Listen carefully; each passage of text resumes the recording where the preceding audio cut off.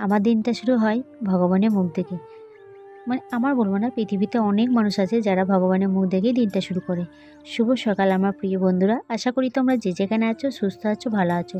আমি শিপ্রা, আমার এই ছোট্ট ব্লগ চ্যানেল থেকে তোমাদেরকে জানাই অনেক অনেক ভালোবাসা, অনেক স্বাগত।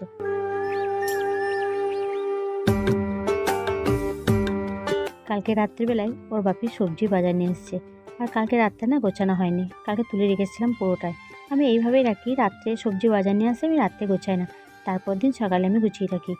তারপর দেখো সকালবেলায় আমি ব্যাগটা মানে সমস্ত কাজগুলো হয়ে গেছে, তারপর দেখো সবজি ব্যাগটা নিয়ে বসে পড়েছি। আর সবজিও কাটা হবে আর গুছিয়ে রাখাও হবে আমার।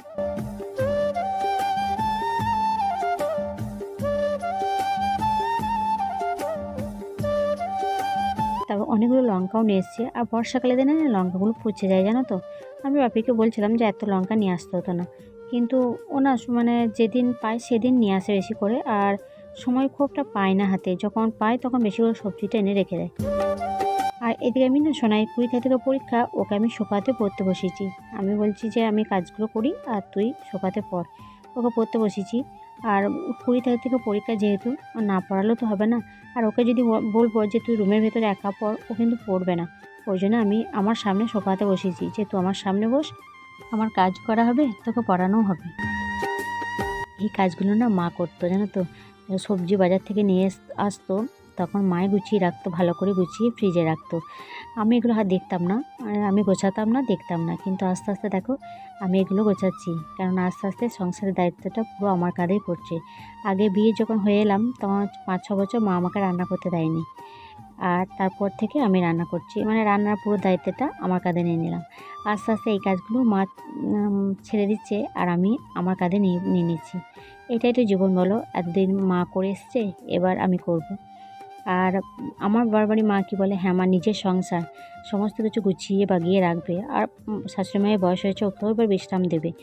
মা সত্যি কথা কি, মা এখন বিশ্রামে আছে। মা এখন ঠাকুর দেবতা এসব নিয়ে থাকে, সোনাইকে নিয়ে থাকে। সোনাইকে স্কুলে দিয়ে আসে, নিয়ে আসে, এগুলো আমার অনেক, মানে যতদিন বাঁচে ঠাকুরকে ঈশ্বরের কাছে প্রার্থনা করি যে মা যেন সুস্থ থাকে, যেন খুব ভালো থাকে, কোনো দিন যেন কিছু না হয়। আমার মাথার উপর একটা ছাতা, শ্বশুরমশাই নেই তো, মা আমার মাথার উপর একটা ছাতা। আমার মা যদি না থাকে না, সত্যি কথা কি আমার ঘরে থাকতেই যেন ভয় লাগে। আর মা থাকলে যেন মা কিছু না করুক, তবু যদি পাশের রুমে মা শুয়ে থাকে না, আমি অনেকটা বল পাই জানো তো। তারপর দেখো আমার সবজিগুলো গোছানো হয়ে গেল। আর উচ্ছে না আমার ছিল জানো তো, উচ্ছে আমি বাপিকে আনতে নিষেধ করেছিলাম। কিছু কিছু উচ্ছে দেখো ফেটেও গেছে, আর কিছু উচ্ছে পেকে গেছে, ফেলে দিয়েছি। আর দেখো ওই একটা উচ্ছে আমার পুরো ফেটে গেছে, ওইটা নেবো না, মা দেখতে পেরে কিন্তু ওইটা সেদ্ধ করাবে। তারপর দেখো তরকারি সমস্ত গোছানো হয়ে গেলো, জায়গাটা ভালো করে মুছে নিলাম। আর দেখো সমস্ত ট্রেতে রেখে দিয়েছি, সব বেঁধে বেঁধে রেখে দিলাম। আমার ফ্রিজে জিনিস যেগুলো ভরি না, আমি সমস্ত কিছু ক্যারি প্যাকেটে বেঁধে রেখে দিই। কেননা ক্যারি প্যাকেট ছাড়া যদি রাখি না, তাহলে পটলগুলো একদম ড্রাই হয়ে যায়, মানে শুকিয়ে যায়। ফ্রিজে রাখলেও কিন্তু শুকিয়ে যায়। আর আজকে ভাবছি আমি তোমাদের সাথে একটা রেসিপি শেয়ার করব, অবশ্যই দেখবে তোমরা। আর এই আলুটা কাটছে, আলুটা আমি সেদ্ধ করতে দেবো। সোনায় আলু সেদ্ধ খায়, আমিও ভালোবাসি। আর আমি খাবো না আজকে আলু সেদ্ধ, আজকে মায়েরা সোনায়ের আলু সেদ্ধ আর আমার কচু সেদ্ধ। আর আমাদের বাবার বাড়ি থেকে মা দুধ দিয়ে পাঠিয়েছে, সে দুধ, কচু সেদ্ধ, আলু সেদ্ধ ভাত আমার খুব ভালো লাগে, বললাম না তোমাদেরকে। তারপর দেখো আমি পটলগুলো না খুব সুন্দর ছিল, কালকে রাত্রে ভেবেছিলাম পটল সর্ষে করবো। আর দেখো পটলগুলো আমি খোসাগুলো ছাড়িয়ে নিচ্ছি। আর সোনাইকে আমি একবার করে পড়াচ্ছি আর সবজি কাটছি।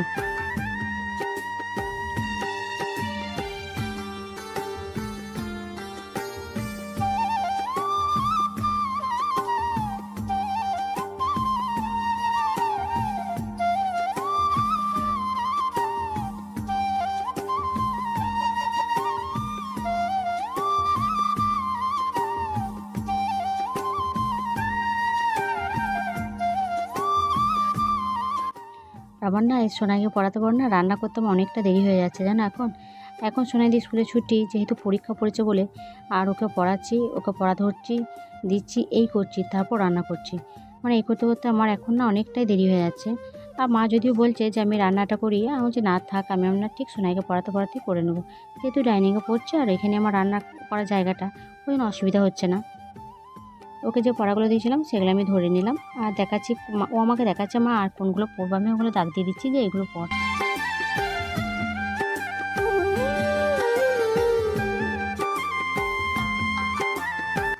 পটলের খোসাগুলো কাটা হয়ে গেছে, তা পটলগুলো অল্প করে মানে মাঝখানে একটুখানি করে চিড়ে দিচ্ছি। পুরোটা কাটবো না, পুরোটা কাটলে হয় কিন্তু পুরোটা কাটবো না, পটলগুলো না খুব কচি আছে জানো তো। দেখো অল্প অল্প করে আমি কেটে নিয়েছি যাতে ভালো করে ভাজা হয় এই জন্য। আর দুটো কচু সেদ্ধ করতে দেবো আর দুটো আলু সেদ্ধ করতে দেবো। মাঝে মাঝে মানে কেটে নিলাম, এগুলো কড়াই দেবো তো। তারপর তো কড়াইয়ে আমি আগে না আলু সেদ্ধ আর কচু সেদ্ধ করে নিয়েছি, সেগুলো তোমাদের সাথে শেয়ার করিনি। আর এটা আমি তেল লঙ্কা করছি আলু সেদ্ধর জন্য। কাঁচা লঙ্কাই কেটেছি, অনেকে শুকনো লঙ্কা দেয়, আমি কাঁচা লঙ্কা দিই। আগে জানো তো খুব শুকনো লঙ্কা দিয়ে খেতাম, কিন্তু এখন আর খাই না। তারপর দেখো ওই তেলের মধ্যে অল্প আর একটু তেল দিলাম, দিয়ে গোটা গোটা পটলগুলো ওতে দিয়ে দিলাম, ভালো করে ভেজে নেবো। মাঝে মধ্যে একবার করে উল্টে দিচ্ছি। পটলগুলো একদম মানে অনেরে আছে জানো তো, সিমে দেওয়া আছে, একদম সিমে দেওয়া আছে। হালকা নুনও দিয়ে দিলাম যাতে পটলগুলো ভেতর থেকে জল বেরিয়ে যায় আর ভালো করে সেদ্ধও হয়ে যায় আর ভাজাও হয়ে যায়।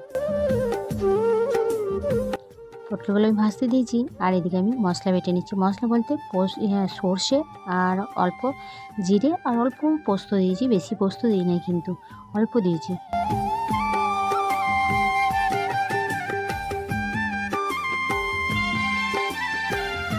তারপর দেখো আমার সর্ষেটা হয়ে গেল। তার পটলগুলো দেখো কত সুন্দর ভাজা হয়ে গেছে, একদম খুব সুন্দর করে ভাজা না পুড়ে গেছে, খুব সুন্দর ভাজা হয়ে গেছে। তারপর দেখো ভালো করে ভাজা হয়ে গেছে, ওর মধ্যেই আমি পোস্ত, সর্ষে আর অল্প জিরে বাটাটা কাঁচা লঙ্কা একটা দিয়েছি, যেহেতু সোনাই খাবে ঝাল হয়ে যায় যদি অল্প করে দিয়ে দিলাম, একটা কাঁচা লঙ্কা দিয়েছি। তারপর বাটিটা ধুয়ে আবার জলটা দিয়ে দিলাম। তারপর পরিমাণ মতো নুন দিয়ে দিচ্ছি আর পরিমাণ মতো হলুদ দিচ্ছি।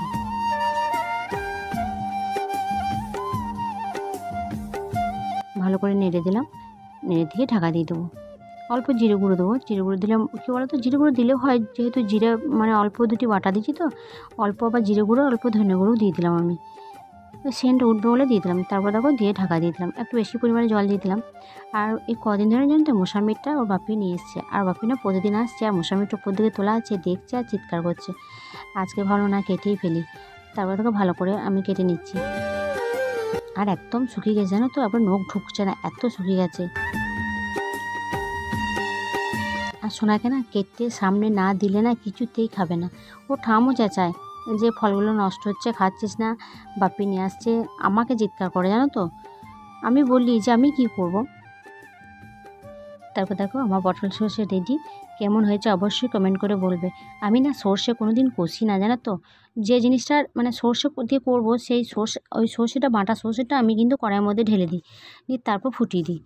তারপর দেখো আমি নিয়ে নিয়েছি আর খেতে খুব সুন্দর হয়েছিল। তাহলে চলো বন্ধুরা, আজকের মতো ভিডিওটা আমি এখানে রাখছি। ভালো লাগলে অবশ্যই লাইক কমেন্ট করবে, অবশ্যই পাশে থাকবে। সবাই ভালো থাকবে, সুস্থ থাকবে, সাবধানে থাকবে। দেখা হচ্ছে আবার পরের ভিডিওতে।